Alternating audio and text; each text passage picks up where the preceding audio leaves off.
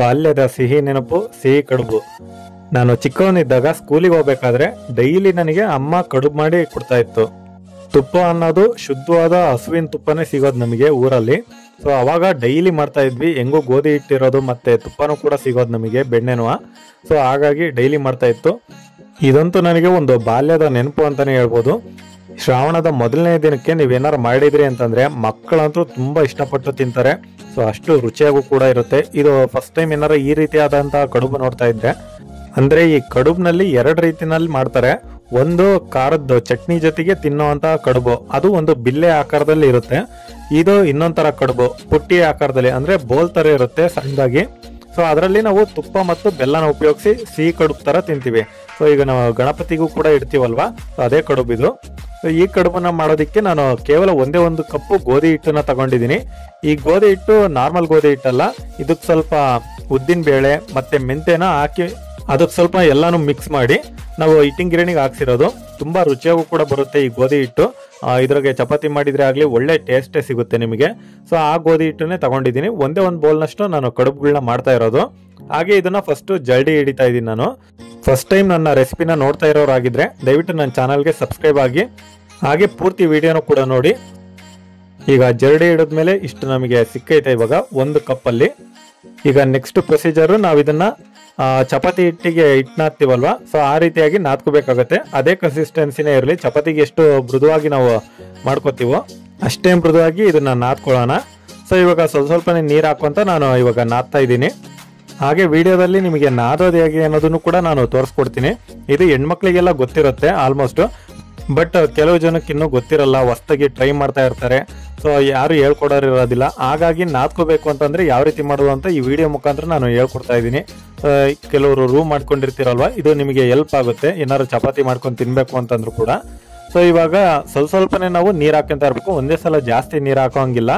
ಸ್ವಲ್ಪನೇ ನೀರು ಹಾಕೊಂಡು ಈ ರೀತಿ ಫಸ್ಟ್ ನೀರಿನ ಜೊತೆಗೆ ನಾವು ಮಿಕ್ಸ್ ಮಾಡ್ತಾ ಹೋಗ್ಬೇಕು. ಅಂದ್ರೆ ಎಲ್ಲ ಹಿಟ್ಟಿಗೂ ಕೂಡ ಆ ನೀರು ಅನ್ನೋದು ಅಂಟಬೇಕು. ಅಲ್ಲಿವರೆಗೂ ನಾವು ನೀರು ಹಾಕೊಂತ ಮಾಡೋಣ. ಸೊ ಇದು ಕಡುಬು ಮಾಡೋದಕ್ಕೆ ನಾನು 1 ಚಮಚ ಬಿಳಿ ಎಳ್ಳನ್ನ ಬಳಸ್ತಾ ಇದ್ದೀನಿ. ಸೊ ಈ ಬಿಳಿ ಎಳ್ಳು ಹಾಕೋದ್ರಿಂದ ಕಡುಬಿನ ರುಚಿನೂ ಚೆನ್ನಾಗಿ ಬರುತ್ತೆ. ನಡುವೆ ತಿನ್ಬೇಕಾದ್ರೆ ಎಳ್ಳುಗಳು ಸಿಗ್ತಾವಲ್ವಾ, ಒಳ್ಳೆ ಟೇಸ್ಟೇ ಬರುತ್ತೆ. ಮತ್ತೆ ಇದು ನಾವು ಏನು ಚಪಾತಿ ತರ ಬೇಯಿಸೋದಲ್ಲ, ನೀರಲ್ಲಿ ಹಾಕಿ ಕುದಿಸೋದಲ್ವಾ. ಸೊ ಸಿಹಿಯುತ್ತೆ ಅನ್ನೋ ಹೆದರಿಕೆನೇ ಏನು ಬೇಡ. ಸೊ ಇವಾಗ ನಾನು ಸ್ವಲ್ಪ ಎಳ್ಳುಗಳ್ನ ಹಾಕೊಂಡಿದ್ದೀನಿ. ನೀವು ಎಳ್ಳುಗಳ್ನ ಜಾಸ್ತಿನೇ ಹಾಕೊಳ್ಳಿ, ಇನ್ನೂ ನಡೆಯುತ್ತೆ. 2 ಚಮಚ ಬೇಕಾದ್ರೂ ಹಾಕೋಬಹುದು. ಸೊ ಎಳ್ಳು ಇದ್ದಷ್ಟು ಚೆನ್ನಾಗಿ ಬರುತ್ತೆ ಇದು ಟೇಸ್ಟ್ ಕೂಡ. ಸೊ ಮತ್ತೆ ಎಲ್ಲೂ ಕದ್ಲೋದು ಇಲ್ಲ ಅದೇನು. ಇವಾಗ ಚೆನ್ನಾಗಿ ಮಿಕ್ಸ್ ಮಾಡ್ಕೊಂತ ಇದ್ದೀನಿ ನಾನು. ಇವಾಗ ಹಿಟ್ಟನ್ನ ಅದಾದ್ರಲ್ಲಿ ಫಸ್ಟ್ ಸ್ಟೆಪ್ ಕಂಪ್ಲೀಟ್ ಆಗೈತೆ. ಅಂದ್ರೆ ಈಗ ನೀರೇನ ಹಾಕಿ ಮಿಕ್ಸ್ ಮಾಡಿದ್ವಲ್ವಾ, ಸೊ ಅದೆಲ್ಲಾನು ಕೂಡ ಇವಾಗ ಹಿಡ್ದಿದೆ ಇವಾಗ ಹಿಟ್ಟಿಗೆ. ಸೊ ಇವಾಗ ನೆಕ್ಸ್ಟ್ ಏನ್ ಮಾಡ್ಬೇಕಪ್ಪ ಅಂತಂದ್ರೆ ಮತ್ತೆ ಒಂದ್ ಸ್ವಲ್ಪ ನೀರ್ ಹಾಕೊಂಡು ಫಸ್ಟ್ ಒಂದು ಬಾಲ್ ರೀತಿನಲ್ಲಿ ನಾವು ರೆಡಿ ಮಾಡ್ಕೋಬೇಕಾಗುತ್ತೆ.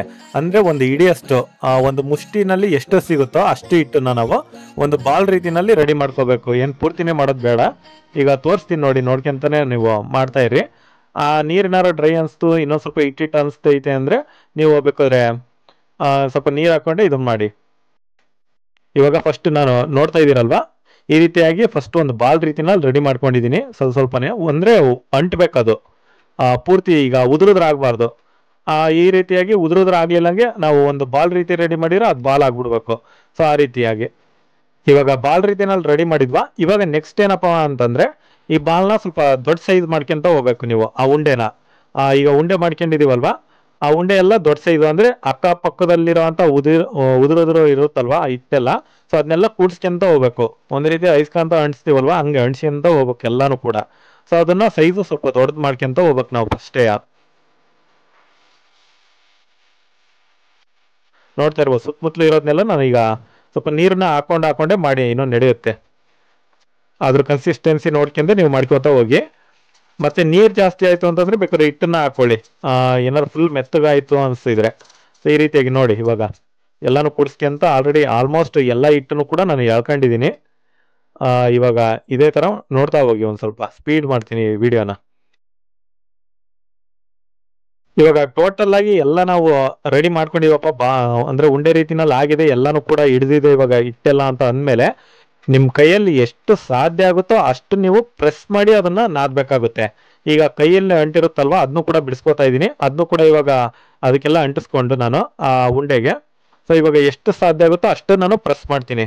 ಸೊ ಈ ಪ್ರೆಸ್ ಮಾಡೋದ್ರಿಂದ ಏನಾಗುತ್ತೆ ಅಂದ್ರೆ ಅದು ಮೃದು ಆಗುತ್ತೆ. ಒಳಗೆ ಏನಾದ್ರು ಇನ್ನೂ ಇಟ್ಟಿಟ್ಟು ಹಂಗೆ ಇತ್ತು ಅಂತಂದ್ರೆ ಅದು ಕೂಡ ಚೆನ್ನಾಗಿ ಮಿಕ್ಸ್ ಆಗುತ್ತೆ. ಸೊ ಇದು ಹಂಗಾಗಿ ನಾವು ಪ್ರೆಸ್ ಮಾಡ್ಬೇಕು, ಅದನ್ನ ಚೆನ್ನಾಗಿ ಪ್ರೆಸ್ ಮಾಡ್ಕೊಂತಾನೆ ನಾದ್ಬೇಕು. ಈಗ ನೋಡ್ರಿ ಎಷ್ಟು ಒರಟಾಗಿದೆ ಈಗ ಫಸ್ಟಿಗೆ ಮೇಲ್ಮೈಯಲ್ಲಿ. ಸೊ ಈಗ ನೆಕ್ಸ್ಟ್ ಫುಲ್ ನೀವು ಹಿಂಗೆ ಪ್ರೆಸ್ ಮಾಡಿ ನಾದ್ತಾ ಅದು ಫುಲ್ ಸಾಫ್ಟ್ ಆಗುತ್ತೆ ಮೇಲ್ಗಡೆ. ಆ ಮೇಲ್ಮೈ ಆಗಿ ಅಥವಾ ಒಳಗಡೆ ಏನಾರ ಆಗ್ಲಿ, ಸೊ ಒಳಗಡೆ ಎಲ್ಲೂ ಕ್ರಾಕ್ ಅನ್ನೋದು ಇರೋದಿಲ್ಲ, ಫುಲ್ ಸಾಫ್ಟ್ ಆಗುತ್ತೆ ಅದು. ಈಗ ಕೊನೆ ಹಂತದಲ್ಲಿ ನೀವು ನೋಡ್ತಾ ಇರ್ಬೋದು ಫುಲ್ ಸಾಫ್ಟ್ ಆಗಿದೆ ಎಷ್ಟು ಚೆನ್ನಾಗಿ. ಸೊ ಇದನ್ನ ನೀವು ಈಗ ಬಾಲ್ ರೀತಿಯಲ್ಲಿ ರೆಡಿ ಮಾಡ್ಕೊಳ್ಳಿ. ಅಂದ್ರೆ ಇಲ್ಲಿಗೆ ಮುಗೀತು ಅಂತಾನೆ. ಇನ್ನೂ ಬೇಕಾದ್ರೆ ನಾದೋ ಹಂಗಿದ್ರೆ ನೀವು ನಾದ್ಬೋದು, ಚೆನ್ನಾಗಿ ಬರುತ್ತೆ ಇನ್ನೂ ಕೂಡ. ಈಗ ಫುಲ್ ಬಾಲ್ ರೀತಿಯಲ್ಲಿ ರೆಡಿ ಆಗಿದೆ. ಇವಾಗ ನೋಡ್ತಾ ಇರ್ಬೋದು ಎಳ್ಳುಗಳು ಅವನ್ನೆಲ್ಲ ಹಾಕಿ ನಾವು ಮಾಡಿರೋದು ಚೆನ್ನಾಗಿ ಕಾಣಿಸ್ತಾ ಇದೆ. ಎಳ್ಳು ಇನ್ನೂ ಸ್ವಲ್ಪ ಕಡಿಮೆ ಆದ್ವು ಅಂತಾನೆ ಅನ್ನಿಸ್ತು ನನಗೆ ನಾನು ಮಾಡಿದಾಗ. ಜಸ್ಟ್ ಇನ್ನೊಂದು ಸ್ಪೂನ್ ಹಾಕಬೇಕಾಯ್ತು ಅಂತ ಅನ್ನಿಸ್ತು ನನಗೆ. ಸೊ ನೀವು ಸ್ವಲ್ಪ ಜಾಸ್ತಿನೇ ಹಾಕೊಳ್ಳಿ, ಇನ್ನೂ ಚೆನ್ನಾಗೇ ಬರುತ್ತೆ. ಸೊ ಇವಾಗ ಒಂದು 5ರಿಂದ 10 ನಿಮಿಷ ಬಿಡೋಣ ಸಾಕು, ಜಾಸ್ತಿ ಹೊತ್ತೇನು ಬೇಡ, ಒಂದು 5 ನಿಮಿಷ ಬಿಡೋಣ. ಈಗ ಒಂದು 10 ನಿಮಿಷ ಅಂದ್ರೆ ಬಿಟ್ಟಿದೆ ನಾನು. ಸೊ ಈಗ ನೆಕ್ಸ್ಟ್ ಏನಪ್ಪಾ ಅಂತಂದ್ರೆ ನಾವು ಚಪಾತಿಗೆ ಯಾವ ರೀತಿಯಾಗಿ ಉಂಡೆಗಳನ್ನ ಮಾಡ್ಕೊಂತೀವೋ ಫಸ್ಟಿಗೆ ಲಟ್ಟಿಸ್ಕೊಳಕ್ಕೆ, ಸೊ ಆ ರೀತಿಯಾಗಿ ಸ್ವಲ್ಪ ಉಂಡೆನ ತಗೊಂಡು ನಾನು ಮಾಡ್ಕೊತಾ ಇದ್ದೀನಿ. ಅಂದ್ರೆ ಈ ಕಡುಬು ಯಾವ ಸೈಜಿಗೆ ಬೇಕೋ ನೀವು ಆ ಸೈಜಿಗೆ ನೀವು ತಗೋಬೇಕಾಗುತ್ತೆ, ಎಷ್ಟು ದೊಡ್ಡದಾಗ ಬೇಕೋ ಅಥವಾ ಸಣ್ಣದಾಗ ಬೇಕೋ ಅಂತ. ನಾನು ಸ್ವಲ್ಪ ಸಣ್ಣ ಸೈಜಲ್ಲೇ ಮಾಡ್ತಾ ಇದ್ದೀನಿ, ಯಾಕಂದ್ರೆ ಒಂದೇ ಬೈಟಿಗೆ ಖಾಲಿ ಆಗ್ಬೇಕದು. ಅಂದ್ರೆ ಒಂದ್ಸಲ ಹಿಂಗೆ ತುತ್ತಿ ಹಿಡ್ಕೊಂಡ್ರೆ ಒಂದು ತುತ್ತಿಗೆ ಒಂದೊಂದು ಕಡುಬು ಖಾಲಿ ಆಗ್ಬೇಕು. ಈಗ ಕೈಯಲ್ಲಿ ಕಾಣ್ತಿರೋ ಇಷ್ಟು ಸೈಜು ನಾನು ಮಾಡ್ಕೊಂಡಿದ್ದೀನಿ. ಸೊ ಈಗ ನಾನು ಖಾರದ ಕಡುಬು ಅಂತ ಹೇಳಿದ್ನಲ್ಲ, ಚಟ್ನಿ ಜೊತೆಗೆ ತಿಂತಾರೆ ಅಂತ. ಸೊ ಈ ರೀತಿಯಾಗಿ ಮಾಡ್ಕೊತಾರೆ ಅವರು, ಇಷ್ಟೇ ಬಿಲ್ಲೆ ರೆಡಿ ಮಾಡ್ಕೊಳ್ಳೋದವ್ರು. ಇದ್ರ ನೆಕ್ಸ್ಟ್ ಏನು ಮಾಡಲ್ಲ, ಜಸ್ಟ್ ಹಂಗೆ ಬಿಸಿನೀರಿಗೆ ಕಾಯಿಸ್ಬಿಡ್ತಾರೆ.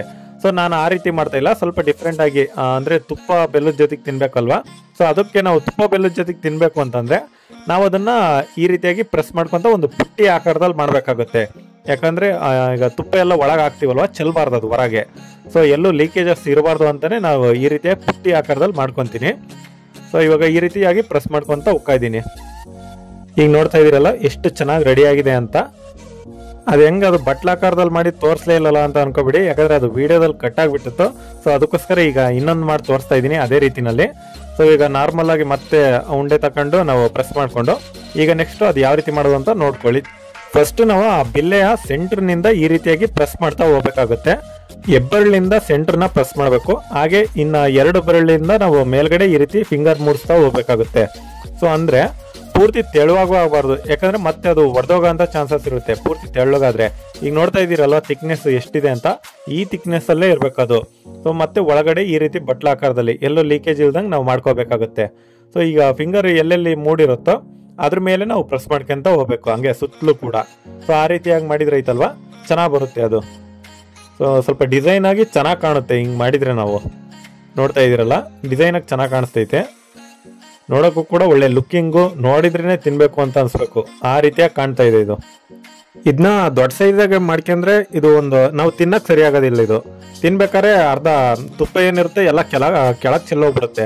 ಸೊ ಅದಕ್ಕೋಸ್ಕರ ನಾವು ಈ ತರ ಸಣ್ಣ ಆಕಾರದಲ್ಲೇ ಮಾಡ್ಕೊಂಡ್ರೆ ಒಂದೇ ಬೈಟಿಗೆ ಇದನ್ನ ಖಾಲಿ ಮಾಡ್ಬೋದು, ಮತ್ತೆ ಎಲ್ಲಾ ತುಪ್ಪನೂ ನಮ್ಮ ಬಾಯಾಗೆ ಹೋಗುತ್ತೆ, ಕೆಳಗೆಲ್ಲೂ ಚೆಲ್ಲಲ್ಲ. ಸೊ ಅದಕ್ಕೋಸ್ಕರ ನಾನು ಸಣ್ಣ ಸೈಜೇ ಮಾಡ್ಕೋತಾ ಇದ್ದೀನಿ.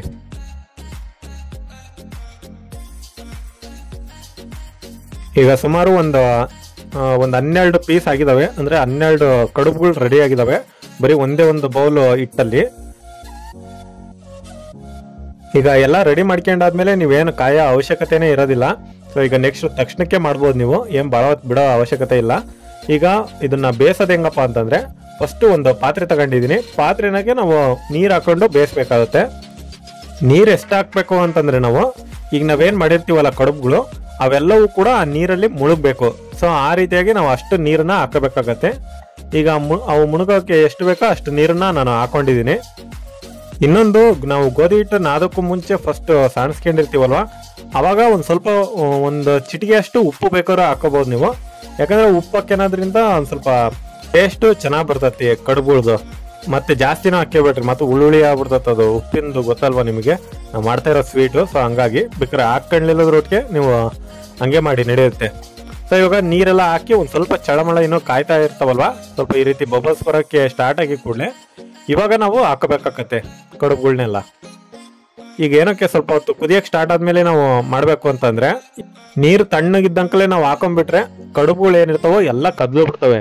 ಅಂದ್ರೆ ಏನು ಎಷ್ಟು ಗಟ್ಟಿಯಾಗಿ ರೆಡಿ ಮಾಡ್ಕೊಂಡಿದೀವೋ ಅದೆಲ್ಲ ಒಂಥರ ಮೆತ್ತಗಾಗ್ಬಿಡ್ತಾವ, ಅವು ಅಲ್ಲೇ ಪಿಸ್ಕಾಕವೆ. ಸೊ ಅದಕ್ಕೋಸ್ಕರ ನಾವು ಸ್ವಲ್ಪ ನೀರು ಕಾದಾದ್ಮೇಲೆ ಹಾಕೋಬೇಕಾಗತ್ತೆ. ಹಿಂಗೆ ಹಾಕೊಂಡ್ಬಿಟ್ಟು ಎಲ್ಲಾನು ಕೂಡ ಒಂದೊಂದೇ ಬಿಡ್ತಾ ಇದೀನಿ. ಈಗೆಲ್ಲ ಮುಳುಗ್ತಾ ಇದಾವೆ, ಅಂದ್ರೆ ಈ ಲೆವೆಲ್ ಆಗಿದ್ವು ಅಂದ್ರೆ ಚೆನ್ನಾಗಿ ಕುದಿತಾವೆ, ಚೆನ್ನಾಗಿ ಬೇಯ್ತಾವು. ಹಿಂಗೆ ನಾವು ಒಂದು ಮಿನಿಮಮ್ ಒಂದು 10 ನಿಮಿಷ ಬೇಯಿಸ್ಬೇಕಾಗತ್ತೆ. ಹಿಂಗೆ ಕಂಟಿನ್ಯೂಸ್ ಆಗಿ ನಾವು ಹೈ ಫ್ಲೇಮಲ್ಲೇ ಇಟ್ಕೊಂಡು. ಈಗ ನೀರಿಗೆ ಹಾಕ್ಕೊಂಡ್ಮೇಲೆ ಒಂದು ಸ್ವಲ್ಪ ಅವನ್ನೆಲ್ಲ ಅಂಟ್ಕೊಂತವೆ ಒಂದಕ್ಕೊಂದು. ಸೊ ಹಂಗಾಗಿ ಸ್ವಲ್ಪ ಬಿಡಿ ಬಿಡಿ ಮಾಡ್ಬೇಕಾಗತ್ತೆ ನಾವು ಅದನ್ನ. ಸ್ಟಾರ್ಟಿಂಗ್ ಒಂದ್ಸಲ ಈ ರೀತಿ ಬಿಡಿ ಬಿಡಿ ಮಾಡಿದ್ವಿ ಅಂತಂದ್ರೆ ನೆಕ್ಸ್ಟ್ ಏನು ಅಂಟಲ್ಲ ಅವು. ಇವಾಗ ಕುದಿಯೋದಕ್ಕೆ ಸ್ಟಾರ್ಟ್ ಆಗಿದಾವೆ, ನೋಡ್ತಾ ಇರ್ಬೋದು. ಇವಾಗ ಕುದಿಯೋಕೆ ಸ್ಟಾರ್ಟ್ ಆಯ್ತು ಅಂತಂದ್ರೆ ಚೆನ್ನಾಗಿ, ಸೊ ಇವಾಗ ಬೆಂದಿದಾವೆ ಅಂತಾನೆ ಅರ್ಥ. ಮತ್ತೆ ಇನ್ನೊಂದು ಪಾಯಿಂಟ್ ನೀವು ನೋಡ್ತಾ ಇರ್ಬೋದು. ಸೊ ಗೋಧಿ ಹಿಟ್ಟು ಏನಿರುತ್ತೋ ಆ ನೀರಲ್ಲಿ ಹಾಕಿ ಬೇಯಿಸ್ತಾ ಇರ್ಬೇಕಾದ್ರೆ ಎಲ್ಲೂ ಕೂಡ ಕದ್ಲಿಲ್ಲ. ಅದು ನೀರು ಹೆಂಗಿದೆಯೋ ಹಂಗೆ ಐತೆ ಅದು ನೀರು ಈಗಲೂ ಕೂಡ. ಸೊ ಯಾವುದೇ ತರ ಆಗ್ಲಿ ಹಿಟ್ಟು ಸಪ್ರೇಟ್ ಆಗಿಲ್ಲ, ನೀರು ಮಿಕ್ಸ್ ಆಗಿಲ್ಲ. ಈ ರೀತಿಯಾಗಿ ಇತ್ತು ಅಂತಂದ್ರೆ ಐತಲ್ಲ, ನಾವು ಮಾಡಿರೋ ಅಂತ ವಿಧಾನ, ಅದು ಹದ ಅಂತ ಏನ್ ಹೇಳ್ತೀವೋ ಅದೆಲ್ಲ ಕರೆಕ್ಟಾಗೇ ಇದೆ ಅಂತ. ಈಗ ಇನ್ನೊಂದು ಸ್ವಲ್ಪ ಹೊತ್ತು ಬಿಡ್ತಾ ಇದ್ದೀನಿ ಹಂಗೆ, ಒಂದು 2 ನಿಮಿಷ ಬಿಡ್ತೀನಿ ಬೇಯೋದಕ್ಕೆ. ಸೊ ಏನಕ್ಕೆ ನಾನು ಸ್ವಲ್ಪ ಜಾಸ್ತಿ ಹೊತ್ತೇ ಬಿಡ್ತಾ ಇದ್ದೀನಿ ಅಂತಂದ್ರೆ, ಅವು ಸ್ವಲ್ಪ ಗಟ್ಟಿ ಆಗ್ಬೇಕು ಚೆನ್ನಾಗಿ. ಆ ಗಟ್ಟಿ ಆಗೋವರೆಗೂ ನಾವು ಬೇಯಿಸ್ತಾನೆ ಹೋಗ್ಬೇಕಾಗತ್ತೆ. ಎಲ್ಲಿವರೆಗೂ ಅಂತಂದ್ರೆ ಈಗ ನಾನು ನಿಮಗೆ ತೋರಿಸ್ತೀನಿ ಯಾವ ರೀತಿ ಗಟ್ಟಿ ಆಗ್ಬೇಕು ಅಂತ. ಅದು ಈಗ ಅದ್ರಾಗ ಒಂದು ಕಡುಬನ್ನ ತಗೊಂಡಿದ್ದೀನಿ. ಕಡುಬು ತಗೊಂಡು ನಾವು ಈಚಕ್ಕೆ ನೋಡ್ಬೇಕು. ಅದನ್ನ ಚಿವುಟಿ ನೋಡಿದಾಗ ಅದು ಗಟ್ಟಿ ಅಂತ ಅನ್ಸ್ಬೇಕು ನಮಗೆ, ಅಂದ್ರೆ ಗಟ್ಟಿ ಇರ್ಬೇಕು.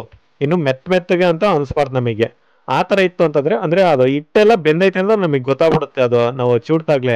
ಸೊ ಹಿಂಗಾಗಿದ್ರೆ ಸಾಕು ಅದು ಬೆಂದಿದೆ ಅಂತ. ಇವಾಗ ಗ್ಯಾಸ್ ಆಫ್ ಮಾಡಿ ನೆಕ್ಸ್ಟ್ ಇಲ್ಲಿಗೆ ಒಂದು ಸ್ವಲ್ಪ ಹೊತ್ತು ಆರೋದಕ್ಕೂ ನಾವು ಬಿಡಬಾರ್ದು ಇದನ್ನ, ಹೇಳ್ಬೇಕು ಅಂತಂದ್ರೆ. ನೀರಲ್ಲಿ ಯಾವುದೇ ಕಾರಣಕ್ಕೂ ಬೇಕಾದ್ರೆ ಸಪ್ರೇಟಾಗಿ ತೆಗೆದು ಇಟ್ಕೊಂಡು ಆರ್ಸೋಣ. ಸೊ ನೀರಲ್ಲಿ ಯಾವುದೇ ಕಾರಣಕ್ಕೂ ಬಿಡಬೇಡ್ರಿ, ಯಾಕಂದ್ರೆ ಮತ್ತೆ ತಣ್ಣಗಾಯ್ತು ಅಂತಂದ್ರೆ ಅಷ್ಟು ಕದ್ಲೋ ಅಂತ ಚಾನ್ಸಸ್ ಮತ್ತೆ ಇರುತ್ತೆ.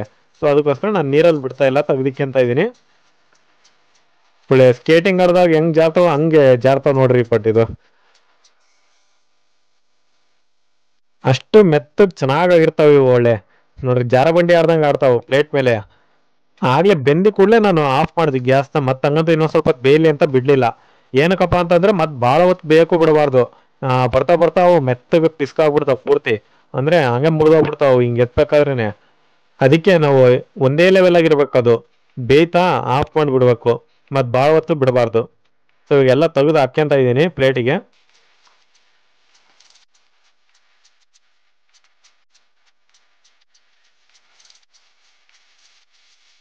ನಾವು ಮಾಡ್ತಾ ಇರೋದು ಸಿಹಿ ಕಡುಬು ಆಗಿರೋದ್ರಿಂದ ನಾನು ಇದಕ್ಕೆ ಬೆಲ್ಲನ ಹಾಕ್ತೀನಿ ಇವಾಗ. ಎಲ್ಲ ಕುಡಿಕೆ ಬೆಲ್ಲ ಅಂತ ಬರ್ತತ್ತಲ್ಲ, ಅದನ್ನೇ ಸಣ್ಣದಾಗಿ ಕುಟ್ಟಿ ಪುಡಿ ಮಾಡಿ ಸ್ವಲ್ಪನೇ ಹಾಕ್ತಾ ಇದ್ದೀನಿ. ಸೊ ಇವಾಗ ನೀವು ಉಂಡೆ ಬೆಲ್ಲ ಅಂತ ಬರುತ್ತೆ ಇದ್ರಾಗೆ. ಸೊ ಅದು ಭಾರಿ ಚೆನ್ನಾಗಿರ್ತತೆ ಈ ಕಡುಬಿಗೆ. ಉಂಡೆ ಬೆಲ್ಲ ಸಿಗಲಿಲ್ಲ, ಹಂಗಾಗಿ ನಾನು ಕುಡಿಕೆ ಬೆಲ್ಲನೇ ಯೂಸ್ ಮಾಡ್ತಾ ಇದ್ದೀನಿ. ಮತ್ತೆ ಇದಕ್ಕೆ ಬೆಲ್ಲದ ಬದಲು ಸಕ್ಕರೆ ಹಾಕ್ಕೋಬೋದಾ ಅಂತಂದ್ರೆ, ಇದು ಸಕ್ಕರೆಗೆ ಅಷ್ಟು ಚೆನ್ನಾಗಾಗೋದಿಲ್ಲ, ಬೆಲ್ಲ ಬಂದಂಗೆ ಟೇಸ್ಟ್ ಬರೋದಿಲ್ಲ. ಸೊ ಹಂಗಾಗಿ ಆದಷ್ಟು ಬೆಲ್ಲನೇ ಯೂಸ್ ಮಾಡಿ. ಮತ್ತೆ ಈಗ ತುಪ್ಪನ ಹಾಕೋತಾ ಇದ್ದೀನಿ. ತುಪ್ಪ ನಿಮಗೆ ಎಷ್ಟು ಬೇಕೋ ಅಷ್ಟು ಹಾಕೇಳ್ರಿ. ನಾನಂತರೂ ಒಟ್ಟ ಕಡುಬು ತುಂಬಬೇಕು ಅಷ್ಟಂತೂ ಹಾಕ್ಯಂತ ಇದ್ದೀನಿ. ಈಗ ಲಾಸ್ಟಲ್ಲಿ ತುಪ್ಪ ಎಲ್ಲ ಒಂದು ಸ್ವಲ್ಪ ಹೊರಗೆ ಚೆಲ್ಲಿರುತ್ತಲ್ವಾ ಪ್ಲೇಟ್ ಮೇಲೆ, ನಾನು ಅನ್ನ ಹಾಕಿ ಉಣ್ತಿದ್ದೆ ಅದಕ್ಕೆ. ಯಾಕಂದ್ರೆ ಸ್ವಲ್ಪ ಬೆಲ್ಲ ಮಿಕ್ಸ್ ಇರೋದ್ರಿಂದ ಸ್ವೀಟ್ ಇರ್ತೈತೆ ತುಪ್ಪದ ಜೊತೆಗೆ. ಅದಕ್ಕೆ ಬಿಸಿ ಅನ್ನ ಹಾಕ್ಯಂತ ತಿಂತಿದ್ದೆ, ಹಂಗೆ ವೇಸ್ಟ್ ಮಾಡಬಾರ್ದು ಅಂತ. ಅದಕ್ಕೋಸ್ಕರ ಇವಾಗ ತುಪ್ಪ ಒಂದು ಲೆವೆಲಿಗೆ ಹಾಕ್ಯಂದಿನಿ ನಾನೀಗ. ಮತ್ತೆ ನೀವು ಯಾವ ಥರ ಮಾಡ್ತೀರಾ ಕಡುಬನ್ನ, ಸಿಹಿ ಕಡುಬು ಮಾಡ್ತೀರಾ ಅಥವಾ ಮೆಂತೆ ಚಟ್ನಿದು ಕಡುಬು, ಅದೇ ಖಾರದ ಕಡುಬು ಅಂತ ಅಂದೆಲ್ಲ, ಅದನ್ನ ಮಾಡ್ತೀರಾ ಅನ್ನೋದನ್ನು ಕೂಡ ಕಮೆಂಟ್ ಹಾಕಿ. ಮತ್ತೆ ಈ ಥರ ಸ್ವೀಟ್ ಕಡುಬು ಮಾಡಿದ್ರು ಕೂಡ ಈ ರೀತಿನೇ ಮಾಡ್ತೀರಾ, ನಾವು ಮಾಡ್ದಂಗೆ ಈಗ ತೋರಿಸಿದ್ನಲ್ವ ಬೆಲ್ಲದ್ದು ತುಪ್ಪದ್ದು, ಸೊ ಆ ರೀತಿ ಮಾಡ್ತೀರಾ ಅನ್ನೋದನ್ನು ಕೂಡ ಕಮೆಂಟಲ್ಲಿ ಹಾಕಿ. ಹಾಗೆ ವಿಡಿಯೋ ಇಷ್ಟ ಆಗಿದ್ರೆ ದಯವಿಟ್ಟು ನನ್ನ ಚಾನಲ್ಗೆ ಸಬ್ಸ್ಕ್ರೈಬ್ ಮಾಡಿಕೊಂಡು ಈ ವಿಡಿಯೋಗೆ ಒಂದು ಲೈಕ್ ಕೂಡ ಕೊಡ್ರಿ. ಮತ್ತೆ ಈ ಸಿಹಿ ಕಡುಬನ್ನ ನಾನು ನನ್ನ ಆರಾಧ್ಯ ದೈವ ಗಣಪತಿಗೆ ಡೆಡಿಕೇಟ್ ಮಾಡ್ತಾ ಇದ್ದೀನಿ. ಸೊ ಯಾರಿಗೆಲ್ಲ ಇಷ್ಟ ಆಯ್ತು ದಯವಿಟ್ಟು ನನ್ನ ಚಾನಲ್ಗೆ ಸಬ್ಸ್ಕ್ರೈಬ್ ಮಾಡಿಕೊಂಡು ಸಪೋರ್ಟ್ ಕೂಡ ಮಾಡಿ. ಗಣಪತಿ ಹಬ್ಬದ ದಿನ ಇದನ್ನ ಮಾಡಿ ನೀವು ಎಡೆಯಾಗಿಟ್ರೆ ಹೇಳಕ್ಕಾಗಲ್ಲ, ದೇವ್ರು ವರ ಕೊಟ್ಟರು ಕೊಡ್ಬೋದು. ಗಂಟ್ಲು ಬೇರೆ ಸರಿ ಇರಲಿಲ್ಲ, ನನ್ನ ವಾಯ್ಸ್ ಹೆಂಗಿದೆಯೋ ಗೊತ್ತಿಲ್ಲ ಇದರಲ್ಲಿ. ಈಗ ಇನ್ನೊಂದು ರೆಸಿಪಿಯೊಂದಿಗೆ ಮುಂದಿನ ವಿಡಿಯೋದಲ್ಲಿ ಸಿಗ್ತೀನಿ. So thanks for watching.